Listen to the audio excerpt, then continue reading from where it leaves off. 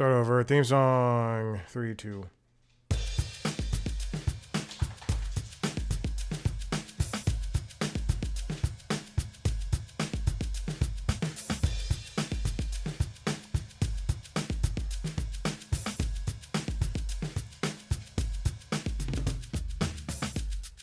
And welcome back to Late Night Lately, the late night show.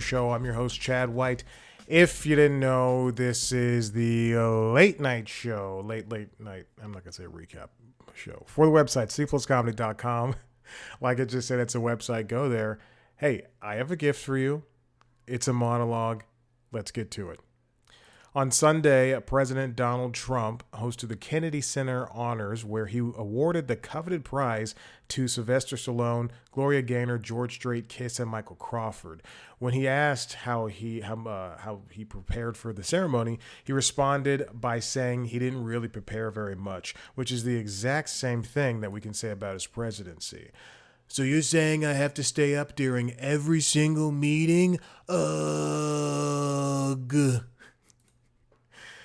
During the FIFA World Cup draw, Trump accepted the newly minted and fake FIFA Peace Prize. At the event, he also said soccer should be called football.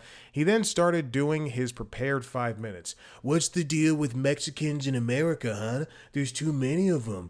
I'm speak English. And also, men and women are different, right? Men are like, when you're a star, they let you do it. You can do anything. Women are like, not tonight, Donald. I find you disgusting. And then the lock clicks.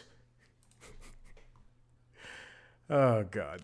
Secretary of State Marco Rubio forced the State Department to change the font they use back to Times New Roman from Calibri after the Biden administration made the initial change for accessibility reasons.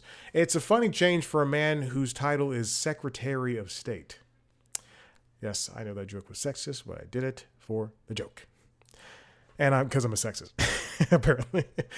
Time magazine named Architects of AI as the Person of the Year, and AI Tools named Time magazine as irrelevant, and also said, you should kill yourself.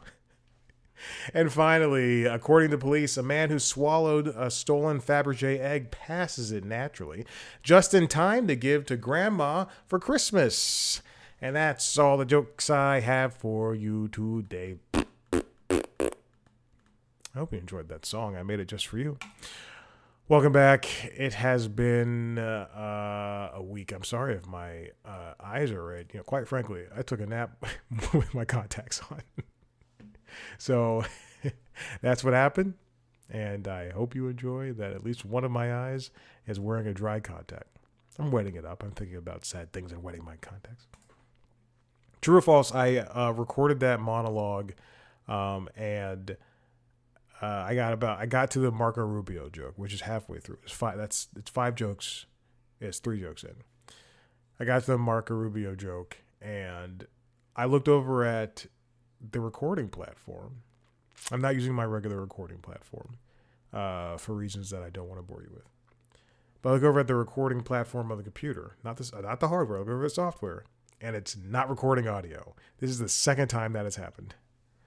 Not for, I think once it happened with, it was Late Night Lately. Anyway, the last time I used this thing with Late Night Lately. And, let's just say I can't wait to be back on my regular recording platform. Any hoosers, here we are, back in the thick of it. There's not much to go on. So let's look at what happened this week in late night. For Fallon, The Tonight Show, they had a show on Sunday, so they did not have an episode on Thursday. And, as this season draws to a close, I understand the groove of their Sunday night shows. Or their weeks when they have Sunday night shows. And they just shift everything Sunday to Wednesday instead of Monday to Thursday. Anyway, this week he was joined by Millie Bobby Brown on that Sunday show that I believe was because of football. I think they did that for football. It's just so confusing. And then Kenan Thompson was also there as well. He's also doing, Fallon is also doing the Christmas, ugly Christmas sweater thing. Burna Boy premiered, did some songs. performed. He also had Mila Kunis, Zoe Deschanel, Sam Altman. Did he really have Sam Altman on? Oh, God. Why is Sam Altman... See, if OpenAI were... It is... I will give it this. It is a widely used platform. If OpenAI were... If he were a better person... I think that would be such a great get. And, he would be on Colbert. He'd be on a Late Show. And that would be that'd be a great get. But why is Sam Altman doing the rounds? He doesn't need to talk about anything. St. Paul and the Broken Bones also performed. It's a band I do like. Victoria Beckham, Lily Collins, and the beautiful Arena Sabalenka. Just gorgeous. We're there. Jutes performed as well. There's also, I like Kate Hudson a lot. I think she's a very funny actress.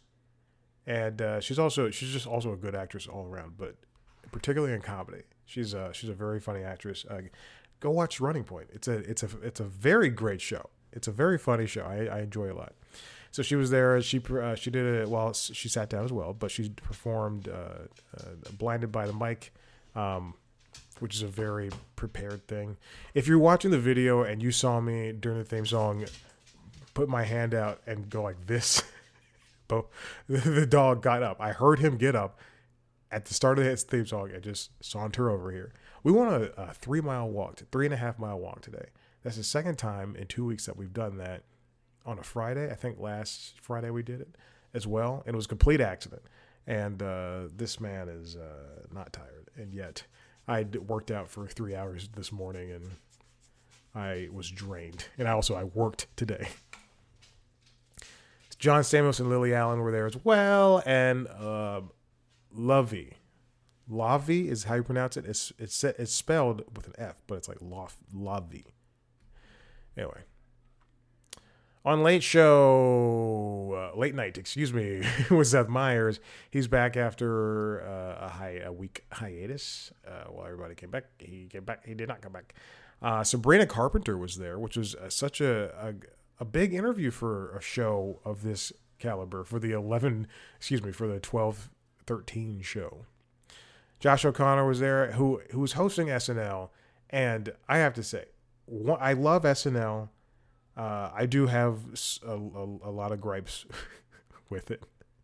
One is that they refuse to hire people of color for some odd reason into the cast.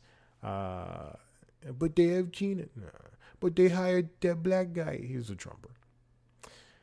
And anyway, but one of my other things is at least once a year, there is, and I like to think I'm very in tune with the pop culture now. Now, I don't spend a lot of time on social media. In fact, earlier this year, I went from spending, a decent amount, like not even this year, it was like last year. It definitely was last year. Never mind. Okay, but anyway, I went from spending, less than normal amount because people are like, oh, they're swiping a lot. But I went from spending like that, like scrolling through and looking at stuff, to nothing. To just looking at some stuff when I post something for C Plus Comedy and then turning it off. So I went from something to nothing. Once a year on SNL, there's always one actor, or I guess actor, one person that hosts who I go, who the fuck is that? And then I'll Jacob Elordi. I was like, who the fuck is that? I don't watch Euphoria. I'm an adult man. And he's in the star with people of color, so I don't know. Because again, I don't watch anything that doesn't have people of color. And then this year is Josh O'Connor. At least once a year. I've noticed that for the past couple of years, it's been like that. For the music, I'm there 98% of the time. There's usually somebody where I go, oh, I don't listen to this. This is not for me. Somber and Role Model were both that. And as soon as Somber, for Role Model, and then I'll get back to the show. For Role Model, about a week before it was announced that he would be a musical guest, I heard a Role Model song on Sirius XM, and I went, "Oh, okay, what is this?" And I went, "Oh, Role Model, oh," and I just kind of tossed it off. And then, like a week later, it was announced that he was going to be a musical guest. And then for that was Role Model, and then for Somber, I did not know who this person was, and then they were supposed to go on with Melissa McCarthy. I think that was last week, right? They were supposed to go on Melissa McCarthy, and then I watched the show, watched the episode, it was pretty bland, and then again on Sirius XM, the music discovery platform, apparently, which is I love Sirius XM. I have 2 music subscriptions: Sirius XM, YouTube Music, which is the main one, and Sirius XM. People always get up in a tizzy. I use YouTube Music. They're like, but what about Spotify? I don't use Spotify. I would love to use Apple Music because they have great sonic effects. Jiminy Christmas, these kids. Brendan Sklenner, I don't know that, was there as well. Amber did an Amber Says What. There's a closer look. Amy Sedaris, Kareem Rama, another closer look. There was a bit about pennies. Then, of course, we had Amanda Seyfried, Andrew Scott was there as well. Another closer look. Ike Barinholtz and Ashley Padilla, I believe, sat down for her first late night interview. So that was lovely to see. On the Daily Show, Jon Stewart came back. They are doing this thing now where they're just like getting the correspondents into guest hosts daily instead of doing weeks now, because I believe they're winding down their season as well.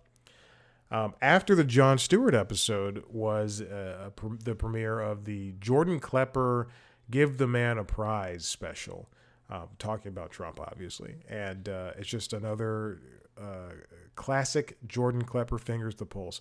You know, his short-lived Jordan Klepper show that premiered after the Daily Show was fine.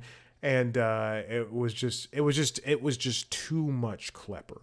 Maybe one day I'll go back and revisit that for on topic of this show. But it was just too much. The character of Klepper, who was is basically just another version of Stephen Colbert's character, and I missed the Nightly Show.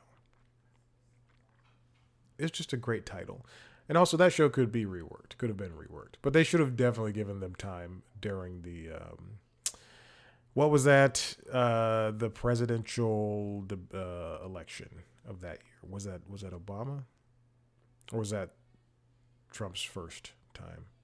First of 3. Ronnie Chang hosted that the next day, and he spoke to Cory Doctorow. Desi Light, I was kidding, by the way. Desi Light did the next day, and she spoke to Andy Leibovitz. And then Michael Costa did the last day, and he spoke to Lonnie Thompson. And there was also a Lewis Black sighting. For Colbert, and I'm gonna put a little star by this. I deliberately did not. He had Taylor Swift on. I deliberately did not watch that episode because, as we know, I am sick of applause breaks, and I just felt like that entire conversation was not going to be anything. I saw Taylor Swift on the Graham Norton show a couple of weeks ago. She was drunk. You get alcohol in that show, and she was very much. At least buzzed, because she would not shut up. And again, I love Taylor Swift, but if I have to hear about her and Travis Kelce again, I'm going to vomit. Anyway, Colbert spoke to Sigourney Weaver, who is now a part of the Tomb Raider universe. I believe she's going to be in the new show. And then Tiller Peck performed the what's it called, the dance, the sugar plum dance. There's also a Meanwhile segment. And then Mandy Patinkin was there as well. Laura Dern, Andrew Ross Sorkin. Andrew Ross Sorkin's a very smart man. I enjoy things that he says, and I like to read his stuff on the New York Times and watch him on CNBC with a bunch of center right and hard right assholes. and Laura Dern were there. And then I know I said Laura Dern twice. There was also Colbert also brought out his wife Evie, and they did a first draft segment. Then there was that Taylor Swift episode, which again I had to. It's just too much clapping.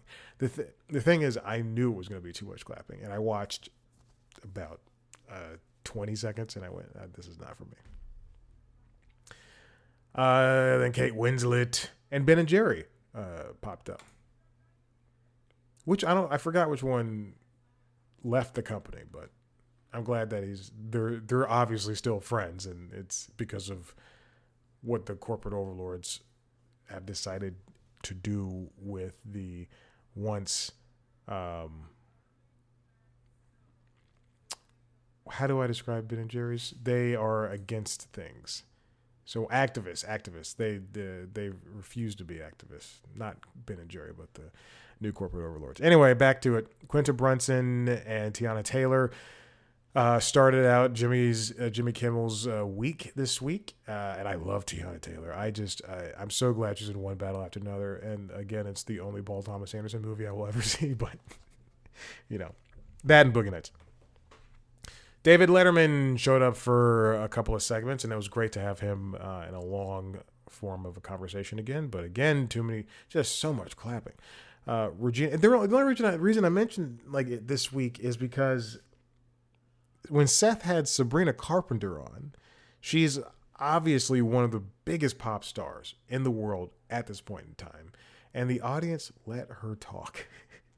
Whereas on other late night shows, they'd be like pissing their pants at things that she says or does while the host is trying to host a show. And then the host would be teeing them up like, "So, espresso." Yeah. Just so sick of it. Regina Hall was there as well. Matthew McConaughey, Howard Jones performed. Pete Buttigieg was there, sporting a beard that he needs to shave because that little boy needs to stay a little boy. Rachel Sennett, he's like 3 years older than me. Rachel Sennett, Jamie Lee Curtis, and The Pretty Reckless performed. I've never seen Rachel Sennett's show, and I don't plan on it. It's doing well on HBO. I got an email about ratings. All right, this week's topic is David Letterman, and he's just happy not to be in late night right now. He retired. This is from People. There's a clip from The White Lotus playing, and how do I close it? Okay, here we go. It's from People, written by Madison E. Goldberg. I couldn't exit away. Wait, you're looking at something else. Oh, you're looking at a different Chrome window. I don't know how to change this in OBS. How do I do this? I don't know how to change this. Okay, whatever. It's from People magazine, written by Madison E. Goldberg. David Letterman says he's so glad to be out of the late night mess. He left, but he's still kind of, if you're watching his YouTube channel, he's still like talking about stuff. Anyway, this is talking about his appearance on Kimmel, and it's great. He says, I'm glad to be out of this mess because people like you to Kimmel and people like Stephen Colbert and people like Seth Meyers do such a masterful job at defending this democracy. He continued, about all I'm capable of is showing up every now and then and saying fuck Waymo, and that's it. Which is it's very funny. I wonder, how the political jokes have gotten they're very much there, which is it makes sense for this time that we're in terms of late night. But I wonder, and it's not like politics didn't, I gotta stop saying politics didn't exist back in the 80s and the 90s when other hosts were on, like Carson and Arsenio and then in the early 2000s with Letterman and Conan, and I know Conan started in the 90s, but I'm trying to broaden this landscape here. And Joan Rivers and Desi Leno and other people, but it is interesting to just imagine where, if any of those people would say, I don't think Carson would say anything about the president now. I think he would try to keep it. I don't know. Maybe he would. I don't know. I'm not the leading expert on Carson, but Letterman probably would stick it to what Paramount is doing right now, because he owns Worldwide Pants owns all the footage of all his stuff. So I'm sure if he were on now using his voice then, he'd be sticking it to them. And for Conan, he'd probably be doing some slick stuff talking about them. And then Leno, I don't know. I don't think Leno would be saying anything. I think Leno would be saying less than Carson. He continues, Letterman says, "Thank God for you, thank God for others, SNL and everybody else. It's just, I think it's the way things need to be in a democracy that's seemingly this crippled." Yeah, I want to imagine that Letterman would say something. Well, he would probably definitely against his benefactors of Paramount, but Oh, and Ferguson. I forgot about Ferguson. Ferguson would probably say something. He'd be making light of everything. This just goes to show you that it can't. Late night is in itself a genre, and it can't be in this echo chamber of podcasting. Everything's an echo chamber. It couldn't be in the echo chamber of podcasting. It's necessary for it to exist here in the format that it is. And I wish that it could be a viable and sustainable thing. Kimmel renewed his contract for an extra year, which is great. But I wonder, that makes me wonder if 2027 would be his final year, or would he, is just him buying time? I don't know. Only he knows the answer. Man. But yeah, late night is, and yes, late night is an echo chamber. I have, it's still kind of an echo chamber at this point, as I talk about Kimmel and Colbert and their shows, and them being applauded for just stating Trump's a bad guy. Yes, yes, yes. I believe Carson would say something. Carson would be definitely, would you use his monologue to take down Trump? Anyway. All right, listen, if you like what you heard here, that's it. That's the story. Nothing special. Head to the website, cpluscomedy.com, where you can see every interview I've ever done with everybody. That's right. All the interviews are up and alive, including the written ones, over there on cpluscomedy.com. If you want to see a video version of the interviews, head to youtube.com/cpluscomedy, where you can see a video version of this show, as well as a video version of the other podcasts, LinkedIn Logs, the Jobs podcast, and the Constitutionals, the Entertainment Business News podcast. Follow us on social, subscribe to those shows where you get your podcast. Follow us on social media, at cpluscomedy on Blue Sky, TikTok, and Instagram. Me on at those platforms at Chad Black White. Thank you so much for listening. We'll see you next time. Bye.